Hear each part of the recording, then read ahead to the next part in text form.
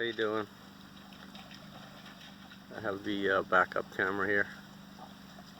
It's Monday, 27 maybe? I don't know, but I guess it's the last Monday in October. So, definitely fallish, but nice. And we have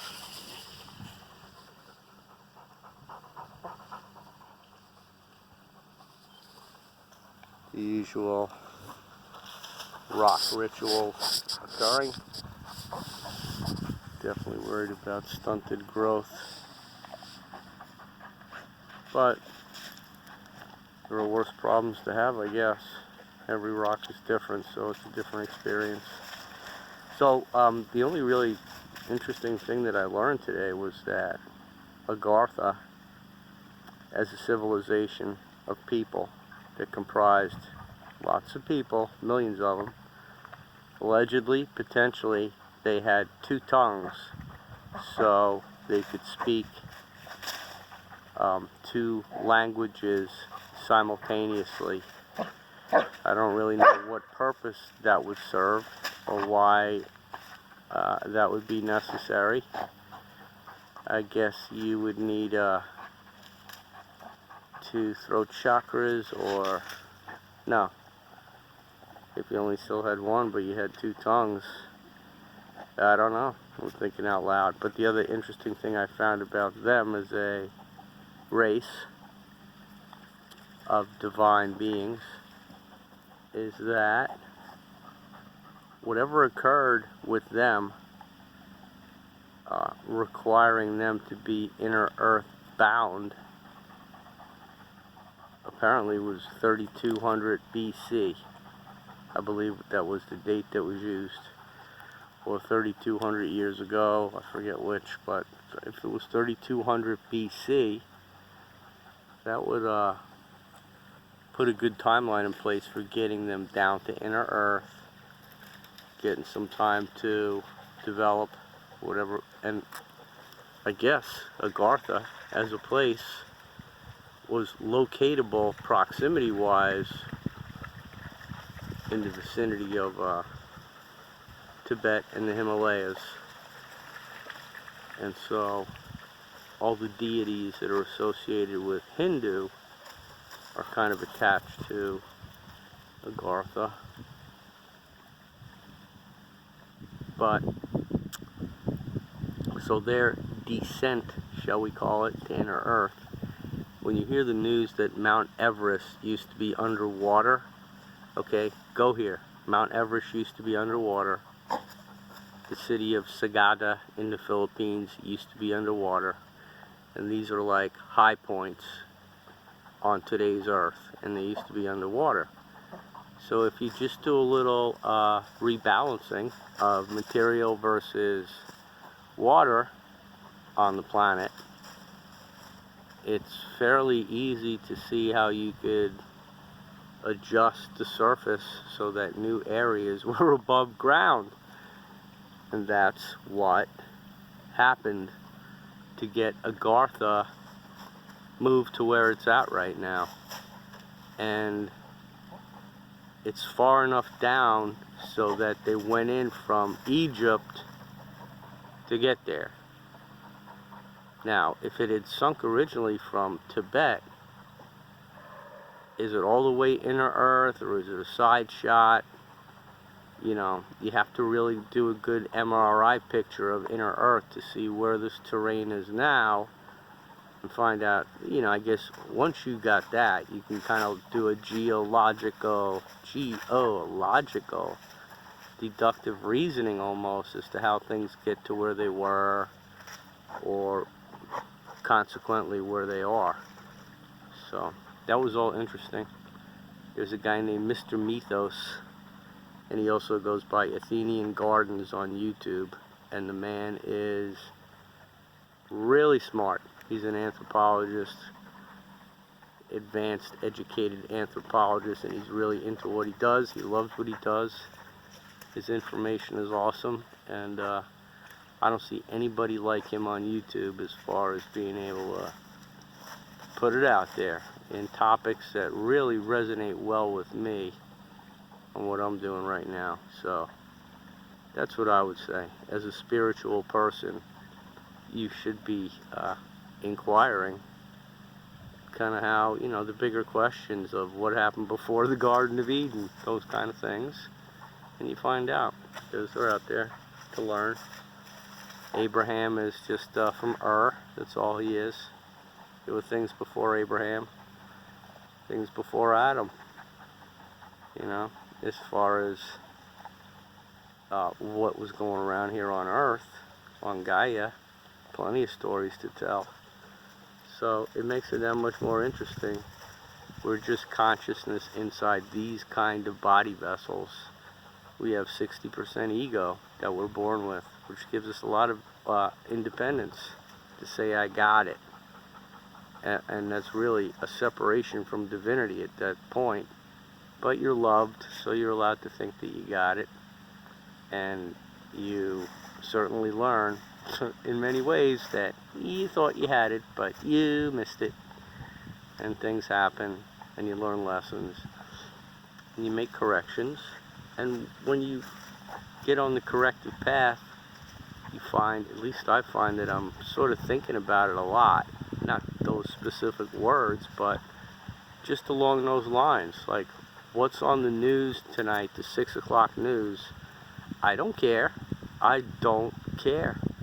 If I happen to see a headline on my way to look at something I'm interested in, whoops. Gee, how about that Biden? What? See ya. Biden, I think they said lie. I don't know. But with him, if he's telling the truth, it might be by accident, because he's a walking, you know, and there's allegations about Biden not being Biden. Those masks that they wear have gotten pretty good. There may be some military guy who's a retired Pentagon doofod who plays Biden. He's been called out by name, you know, and it's already, you see Fauci's got the mask. His bottom popped out one time when he was talking. So it's movie studio land. They're literally treating you like you're at home watching television, because they know that you are. So once you look at it that way, you know, William said, all the world's a stage. Not this William, but the other William. And they're putting it on. Biden sits down in the Oval Office, and the backdrop is from this movie series West Wing. Now, this is months ago. I'm not keeping tabs on any of it. I just know when it was reported, and the guy that put it out is a credible source on YouTube. And, you know, you're able to look at the car that's outside the window through the Biden shot now. There's his head. There's the desk. And it's outside the Oval Office window. So Biden has some automobile out there or something. Now, if you do an overhead shot of the White House, you take the time to look at what's her name, Mrs. Trump, did to the landscaping outside the Rose Garden. It's not what you're looking at over Biden's shoulder. Now, again, they might have fixed that by now. I don't know, but I'm just saying that that's the way it was. And then, the guy cuts to the scene of the studio of West Wing to show you the damn car that was used for the Oval Office shot, because it's parked outside this mock-up. So that's it, I guess. Another awesome day in my neighborhood. It's good to be awake. The message, my message is, focus on what's inside you. You know, you got to detach from everything out there that you're looking at that you can reach out and touch. And you have to then imagine what's inside you. You have chakra that are energy centers, and you should be expressing gratitude to your creator for having been blessed with them. So you're thankful for everything. That's the message. thankful for everything. Gratitude is a key word, and we will find that, as expected, there's an irony in giving, expressing unconditional love without any need for anything in return, because you're the generator now. You know, you're the toroid that's giving it out, and it's coming back because you know it's coming back somehow, and you just keep giving it out, and therefore you get rewarded with it by source because it's coming back. You're a member of the proper family, so you're treated accordingly, and then it's good, and you make it 10 times as good. Breathe real hard in meditation, just as a, you know, that's one mechanism of just loving life. It's not hard. Look at this guy. He's all in here. Oh, scamper. He's running across the 1-6, running down the lane. It's Spider-Man by your nose. Come on up here, Rambo. Let's see what happens. I don't think there'll be any conflict. Still planning to go back out west. Again, let your heart not be dismayed. It's all good. Time's on our side. We're doing good. Team Divinity is winning. They got tricks up their sleeves. As you get lit and you think you got it, they're gonna double up the effort to get you. They got plenty of resources, and they can focus them out in a concentrated way. Oh no! Oh Lord help us! He's gone absolutely. Yeah! Yo! Yeah! Oh, will he go? He's going in. He's going in. He's gonna take too long, so. Oh, he's coming this way. Look, he's got something, because he's not coming. Come here! Come here! Come on. Come on. Get over here. Come on. Come on. Let's see. Look, oh. Yeah, look at him. He thinks like, okay. He's got some special rules that he plays by. And now he's allowed to go do what he's doing. Come here. Bring it over here. Come on. Come on. Speak English, Pierre. Speak English. If anybody tracks me on Facebook, I put a thing in there about some little decoding thing.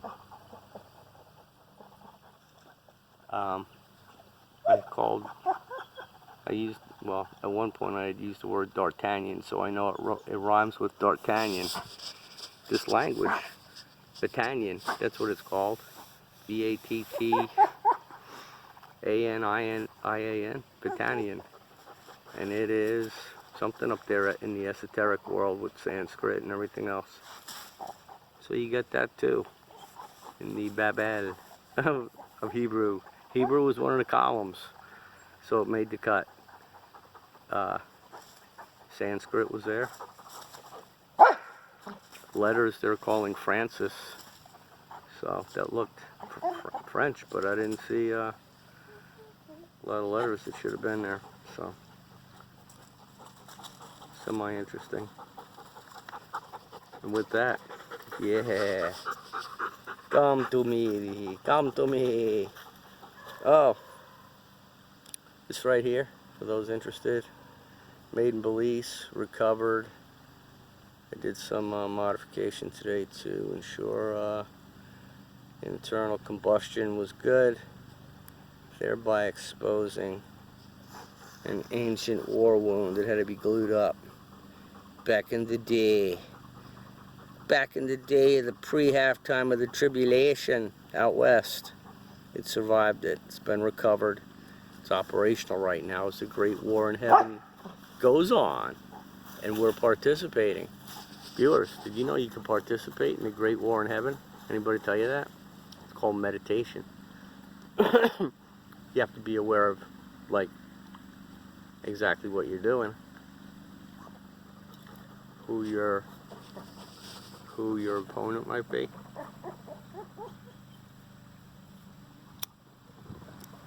Not your enemy, your opposition. There's a difference. Because you have to love your enemy. You just oppose your opposition.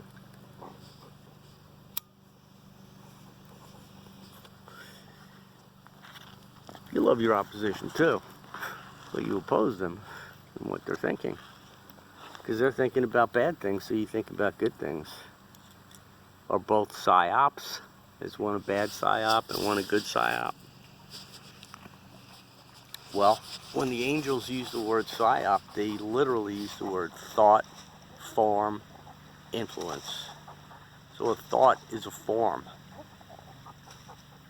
So it's an impact on your frequency, positive or negative. It bombards you. The utterance of words, how you receive them, has an effect on you. And I could say the same thing to two different people and it will cause a different effect. Because it's a babble. And it's people understanding and voting on what you said. So, I've learned that you can argue all day about that stuff, but it's best to just defer to the Creator, because you're the one that used the words in the first place.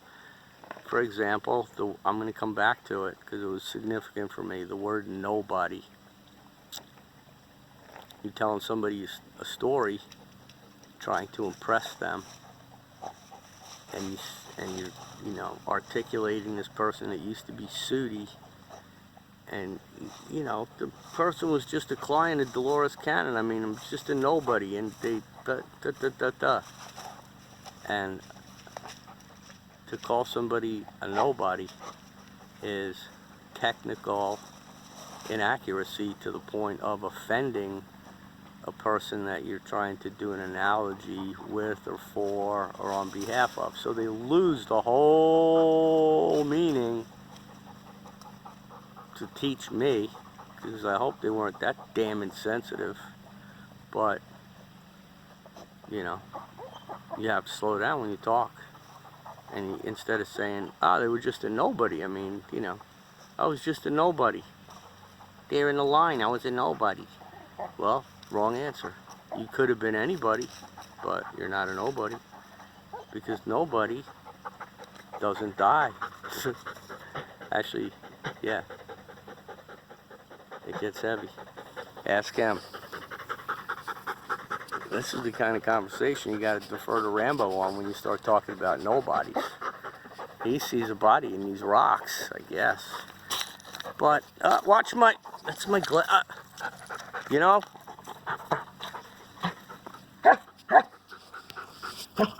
here, hand it over.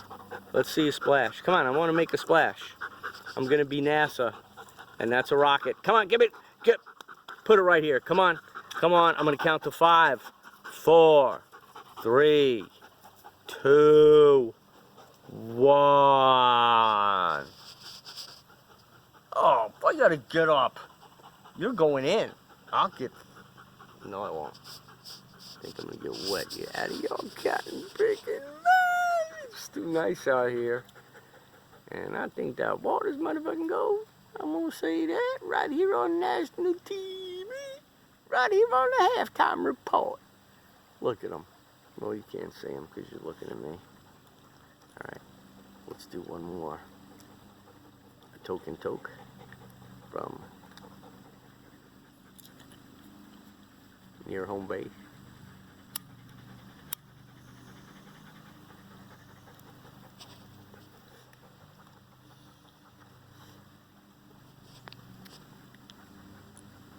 It's a wonderful pep.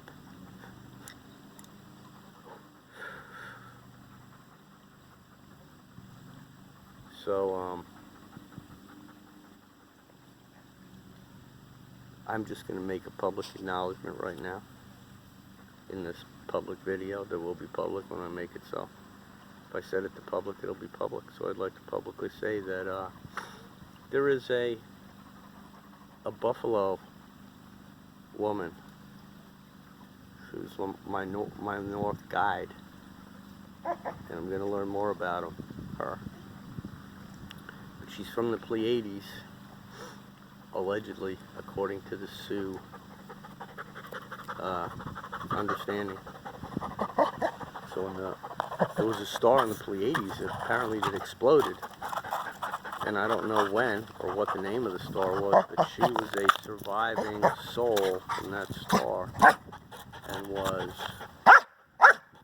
ascended enough to assist some Indian hunters from the Wayback Machine who were looking for food, like in the way up there. And there's a longer story that goes with it that's very mythological, but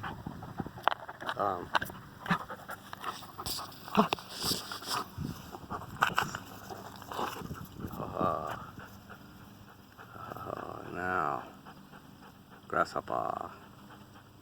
I just want to switch in. Oh! Who the hell do you? Oh, yeah. Woo! He did him a full-blown long range over that Tonto. Whoop, whoop, whoop. Bringing it lock, stock, and barrel. Y'all bring it back here. Bring it here. Bring it here. You. Look. Why don't you help? Huh? Look, Squiggles. Go participate. Okay, go get it. Go on, get. Yeah. I know. Yeah. Okay, like that. Good. Yes. No, come on. Well, you get what you pay for. All right. So, if I was Jimmy Stewart, I'd tell you it was a wonderful life. Yeah, A Wonderful Life. That was the name of it. And that's where we learn about a hungry ghost being all your other lives, like Ebenezer Scrooge. There you go. Come on, free and open. Free. Ah!